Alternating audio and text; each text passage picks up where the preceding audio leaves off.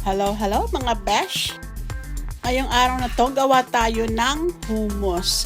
Yung hummus po ay garbanzos yun. Pinalambot na garbanzos. Ayan, lalagay ko siya sa machine. Nilagyan ko po siya ng garlic, salt and pepper.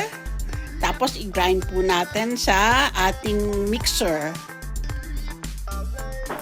Ngayon ilagay naman natin ang ating garbanzos, hinilagang garbanzos. Pwede rin pong gumamit kayo ng nakalagay sa bote sa binibili sa supermarket. Pwede rin po yun. Maglagay na tayo ng lemon juice na piniga sa isang lemon.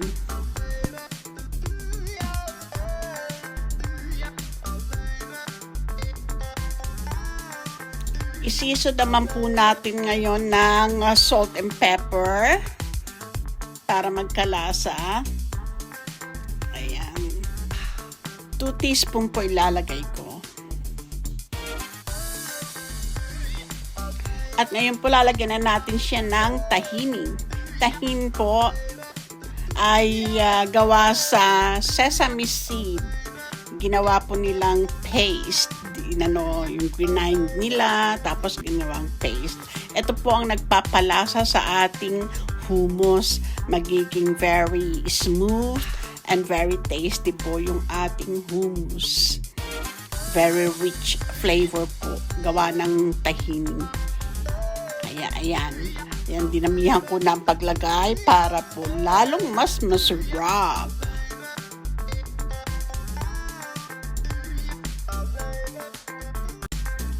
Ngayon, i-grind na po natin ang ating hummus. Ayan.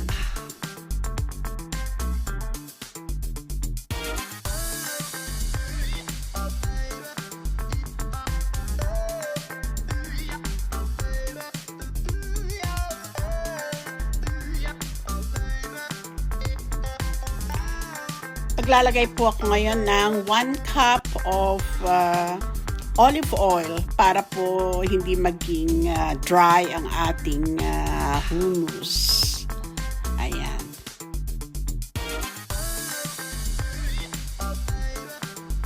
Ayan, naglagay po ako ng turmeric powder, 1 teaspoon, at saka salt and pepper.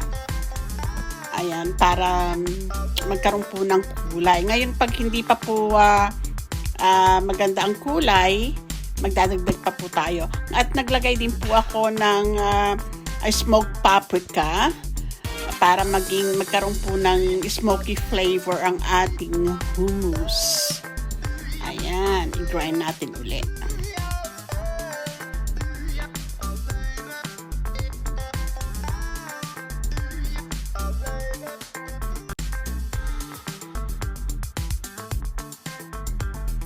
Mag-add po tayo ngayon ng 1 tablespoon of sugar.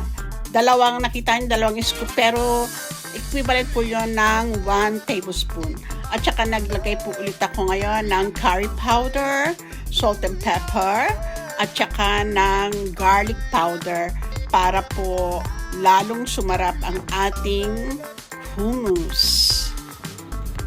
So, eto ng ating finished product, mga besh. Wow, ang ganda ng kulay. So yummy and so creamy. Very rich. Ayan, nag-bake ako ng bread, French bread. Ang sarap po sa bread. Naku, try niyo po mga besh. Super, super sarap and very, very healthy. Hummus. This is my version. Thank you for watching. Bye!